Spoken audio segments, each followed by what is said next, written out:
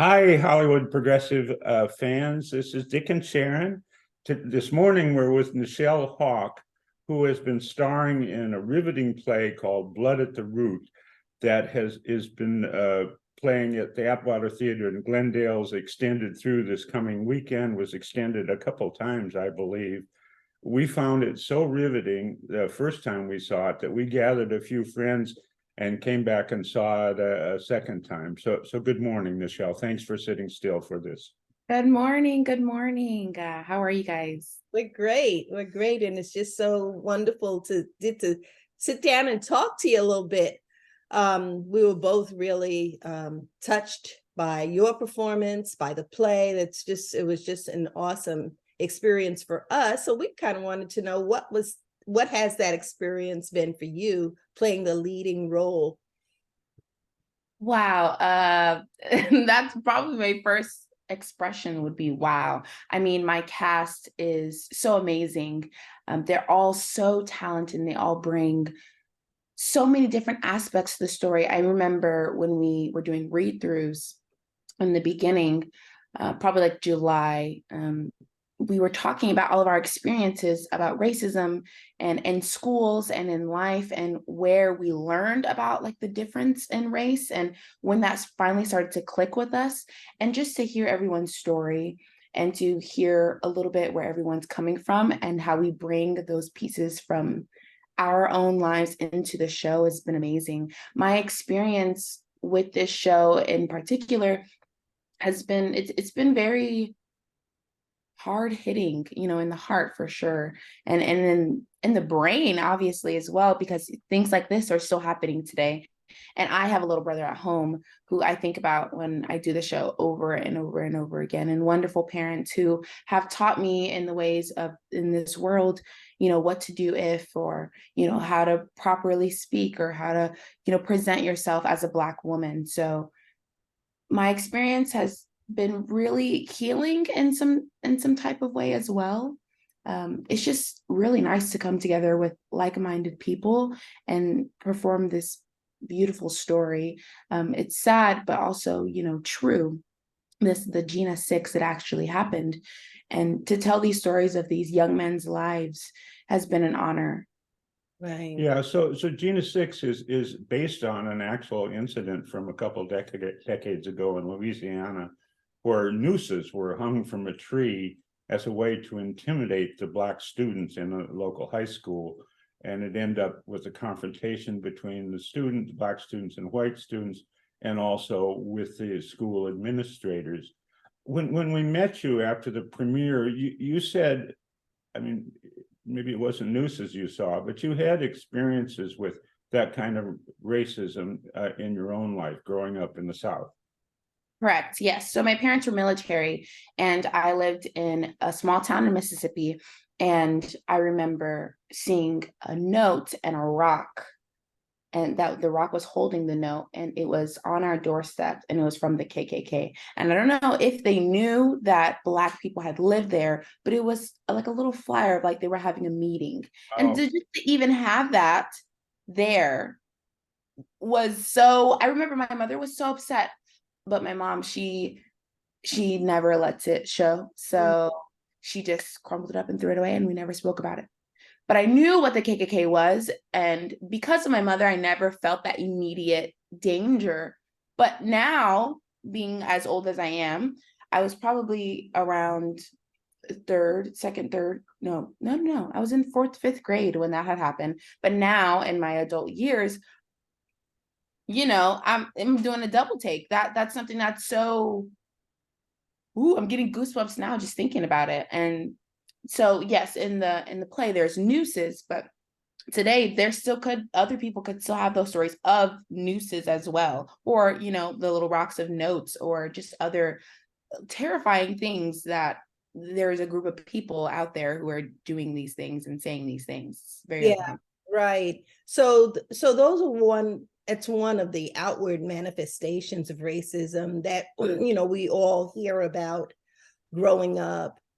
White people know that these things happen, and they tend to look at these kinds of things as, oh, those are those people over there in the South that do that kind of thing. But racism takes on many faces.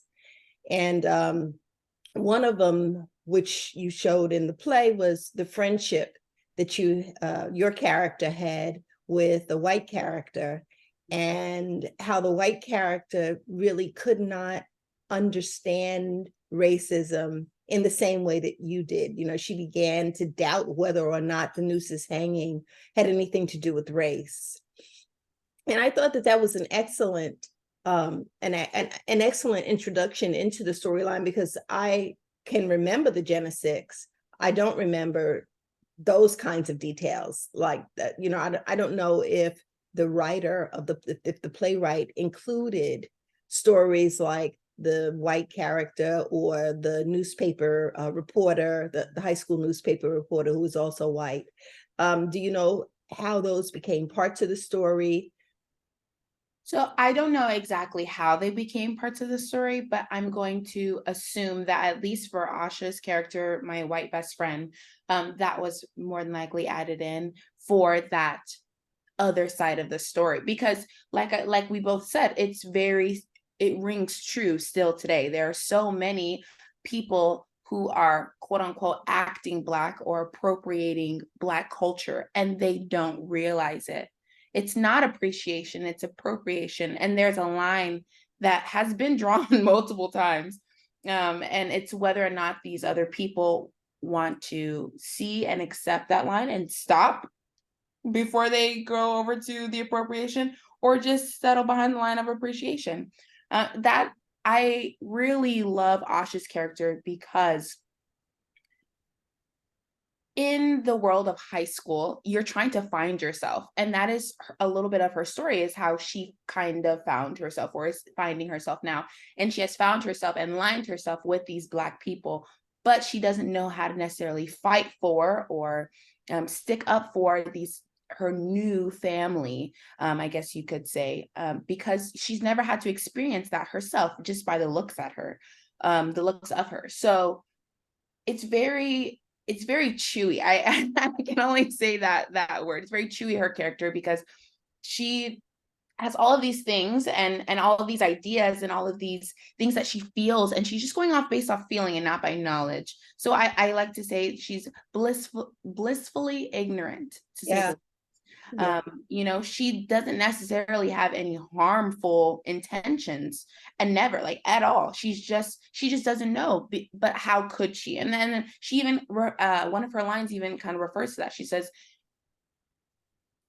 I didn't mean, like, you know, no one's your enemy just because we don't see something as fast as you do. And then, you know, it really, for my character, really really throws me back, because, you know, she really doesn't know. It's not harmful. It's not anything that she maliciously, you know, wanted to do this and flick her hair this way or shake her butt this way because she needed to be Black. It was because her mom, her stepmom, her cousins, that's what she grew up, you know, that's where she felt comfortable. She felt alive. She felt loved. And that's what they did. So how could you not copy someone who you admire? Yeah. But, you know, and when the real stuff started to hit the fan, you know, it was kind of like, am I admiring them too much and not doing enough? But, you know, and in real life, I would have those conversations with my own white friends or any other people that I feel were kind of straddling that line. But it's always been good conversations with my circle of people that I always surround myself with. So I'm very happy with that. But those people who are still struggling that line, I would say now do your research, you know, and talk with your Black friends. Talk with conversation. You can never go wrong with conversation. I mean, just to ask how someone feels about something, that just opens so many doors already. And obviously it could be one person's opinion and one person's experience as you ask along, but just opening that door of conversation is a beautiful way to start, so we can all get on the same wavelength, you know, because we all want to get crazy, we all want to get rowdy, we all want to, you know, shake our butts as Asha do, but, you know, sometimes that's just not what it calls for. You know, sometimes we need someone to stand up. We don't need a savior. We need someone who's gonna, you know, pat us on the back and say, I support you. You know, we all need support, not even just as Black people, but just as a human race. We all need support. We all need love. We all need unity. And like I said, conversation, it opens up those doors to those things. So in addition to racism, Blood on the Root addresses colorism, homophobia, the plight of women. And both times we saw the play, it seemed like the cast was really tight. And like you developed a community. Now, in your life as an actor, do you anticipate staying in touch with those people, or is this like a phase of your life and then you go on to the next thing? I am going to keep in touch with them, call them, text them, FaceTime them. I really can't express enough how much I love my cast. I mean, they're incredible people, incredible human beings. Like I said, going back to the read through, when we got to know each other and got to really feel for each other, you get to know, when you talk about something as heavy as racism with a room majority full of Black people and some white people, you just really start to feel differently and see the world a little bit differently. And you just, so much compassion is on everyone in the cast. And besides that, we're all a bunch of goofballs. We're all just so crazy about the work, so crazy about the art. And we like to have fun too. We just celebrated one of our friends' birthdays recently. So we went to a park and had a picnic, and it was amazing. And I only wish to work with these people again in the future because of their talents, and not only to this play, but just in other projects that I've seen them do. I mean, we have writers also in this cast. You know, we also have, they're just multi-talented with everything. And so I love them. I do hope to continue this great relationship that I've created with them. I never want to lose touch with them ever. So we've been going to a lot of these 99-seat theaters over, I guess maybe over the past, maybe 2 years? Yeah, a couple of years. We have a writer who writes for the Hollywood Progressive, which is our publication, who's been doing this like for 10 years. And we just, he would submit his critiques and we'd publish them. And then we started going, and I'm just loving it.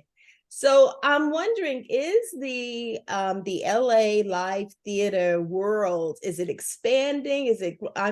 It feels alive. What's happening in Los Angeles with live theater? I'm originally from New York. So coming from New York, I never really thought that LA really had a real, live theater scene, but obviously I was wrong. So, so talk to me about that. What's happening here in Los Angeles? Honestly, I'm going to be completely honest with you. I've only been out here and actually doing things, and not just in school, for about a year, since I graduated last year. In terms of what I've heard about LA theater, I've heard that it is not obviously as big as New York, or it's not super huge as, Utah Shakespeare Festival or Oregon, Shakespeare Festival. But I have gotten a chance to see The Bluest Eye. I got the chance to see Raisin in the Sun. Some of my mentors / really amazing friends, they're in it. And man, wow, if I could just slam my fist on the table and wouldn't make a big noise. They were amazing. So me personally, and STEM as well, the quality, I'm getting goosebumps. The quality of these shows are fabulous. They're amazing. If I could just show you, I'm getting goosebumps. They are amazing. It's not wacky. I only hope it's expanding, because the art that is going. Yeah, it's great. We went to see one the night before last called She. That's on my list as well. Go and go again. Oh my goodness. And also right next door, the Echo Theater, I watched What It's Going to Be. I think that's what it was called, What It's Going to Be, or How It's Going to Be. Amazing. Oh, okay. So we got to check that out. Okay. Amazing. It was amazing. Oh, she means next door in the Atwater Theater. Yes. Mm-hmm. Mm-hmm. Yeah, we got to check it out. It was amazing. So in terms of, is it expanding? I wouldn't know, because I also heard, I think it was the Mark Taper, or the Amazon Theater was closing for a season or a period, or I'm not sure. And that really broke my heart, because I had gone there once for a CTG event. But I mean, I only hope that, and it's hard because, we're coming out of COVID, and then, the seasons are changing. So people are still getting sick, whether it be with COVID or not.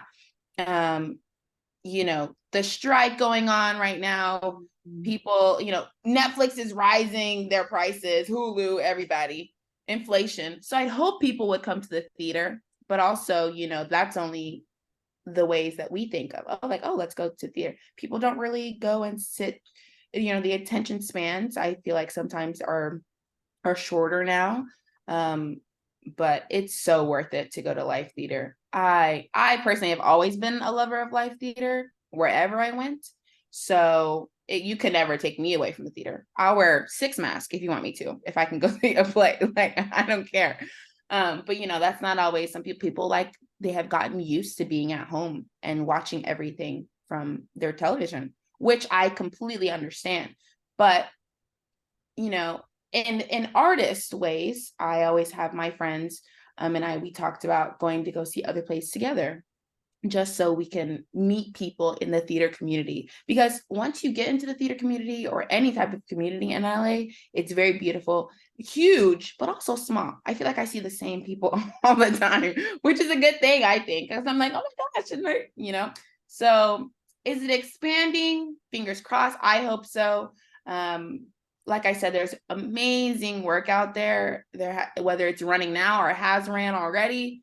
I just, you cannot get away from it. It's so beautiful, and it's so important. Nobody is putting up just shows that don't stick with you when you go home. We're actually talking about real stuff. We're applying it today. It makes you feel something, even if it's back in the 19 whatever, we can remember how someone felt in whatever scene and carry that into today and in our lives. And whether that make us better people or make us, that much more compassionate towards others, I say go. It's super important. Yeah, so we know exactly what you're saying. I mean, we stream a lot of shows, especially during COVID.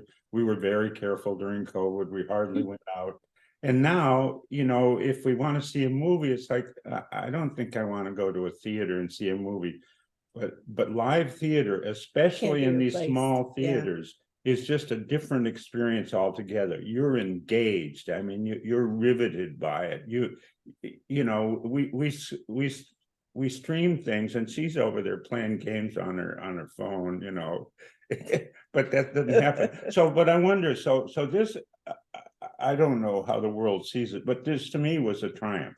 You personally, and the play, the days we went, both days, the theater was full. I don't know if that was true the whole time, and it was extended at least once, maybe twice. Where are you going next in your career? Wow, what a question. Where am I going next? I only hope to do more theater. I only hope to see more theater. I just hope to continue to be in the art in some way, shape, or form. In my downtime, I do read plays. I just got done reading Our Lady of 121st Street by Stephen Lee Gurgis. Oh. And my next show will probably be that I read is something of Dominique Morisseau's as well. She wrote this play. I really enjoy plays, especially it's getting cold, so I have my tea. And I'm probably gonna snuggle up and read. But who's to say where I'll go next? But I do want to be in the art world. I do plan on continuing to do art, whether it be at a 99-seat theater or hopefully something bigger. Who knows?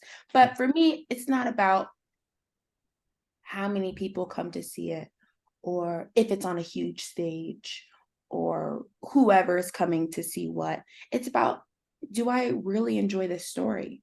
Do I want to, does this fulfill me? Does this fulfill others? Does this ring true to me? Does this ring true to my soul? Does it feed my soul? That's what I really think about when it comes to projects that I do. How can this make me a better human being? Not just, does it look really great on my resume, but how can I move forward after this show and be like, I really am very proud of my work that I did. So that's hopefully what I'll do next. in whatever I do. If not, my tea and my plates, and maybe buy more plants. But This is a nice way to close, Nychelle. Nychelle Hawk, you're just a wonderful actress. Dick and I, from the moment that you stepped on the stage with your sassy little walk, I thought, oh, this is going to be fun. We wish you the best, and we are hoping to see you in more stuff in Los Angeles really soon. Thank you so much. I really appreciate it. I hope you guys have a great rest of your day. Thank you. Yeah, thank you so much. All righty. Bye-bye. Thank you for sticking around. If you like the LA Progressive content and the discussions we have here, please consider clicking the subscribe button below, and also give us a thumbs up. That helps to grow our audience by feeding the algorithm, which helps to get this content in front of more eyes. Thanks for stopping by. We really appreciate your support.